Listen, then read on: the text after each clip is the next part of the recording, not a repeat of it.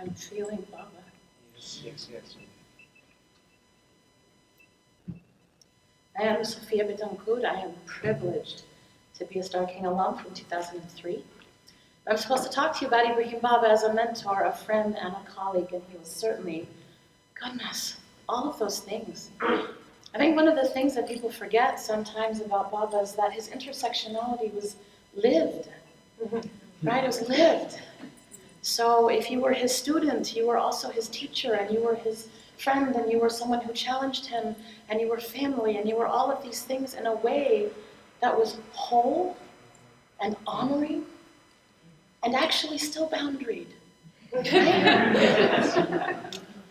I say actually, but we get really nervous. We get really nervous about these things, but there was this holistic sense of being together, changing one another.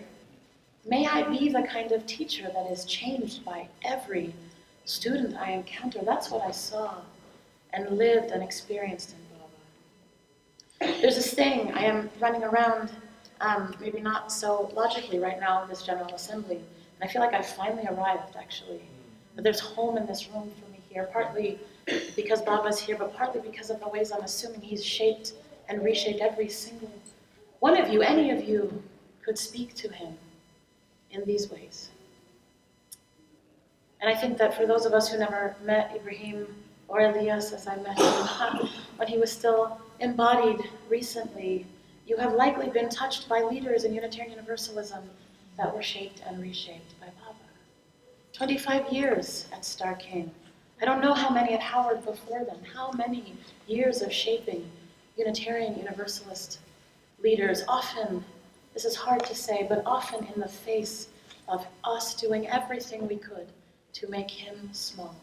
Still, invitation, friendship, mentoring, family, love. I remember I met Baba. I was a work-study student at Star King, and so I got to cross the threshold a few weeks early to work in the office, like you do. And I was sitting at the front desk, and we hadn't opened, I don't know if you've been in the building recently, but we have this desk that has sides and it has those grills, for safety. And there's this one weird, so one of the grills is this one. It had never occurred to me that it felt like a confessional until leads. His hair was in locks at that point, down to his knees, and his hair was down. I had never met him before. So this strange man I'd never seen fills the entirety of this tiny screen. And he leans in like this and makes eye contact, and he said, "Forgive me, Mother, for I have sinned."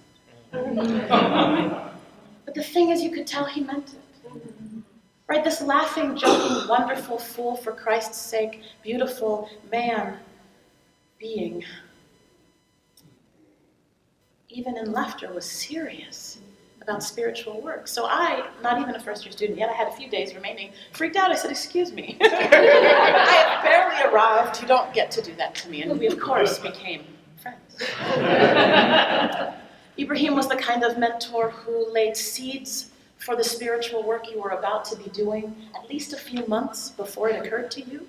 And did it in that loving way where you thought, "Oh, Baba has said this beautiful thing. Oh, it's beautiful. I think I should write it down. It's beautiful." And then, 2 or 3 months later, you're having a spiritual crisis, and you remember Baba said something, right? And you might read that thing, or you might talk to another person touched by him who would remind you of those seeds. He was also a brilliant scholar. We minimize this leader's intellect because he was brave enough to teach us through multiple languages. Everything was an embodiment of this multiplicity and wholeness. So we learned through media, we learned through poetry, we learned through prayer, we learned through some really esoteric out there texts on the Hebrew Bible. We learned through so many things, but this towering intellect of a leader, of a teacher. I remember my very first class, I'm looking at Sean because that's where we really became friends, I think, and Bible for You Use, bless Baba for his patience.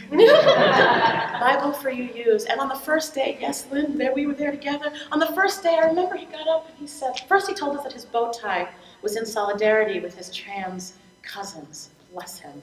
This was 99?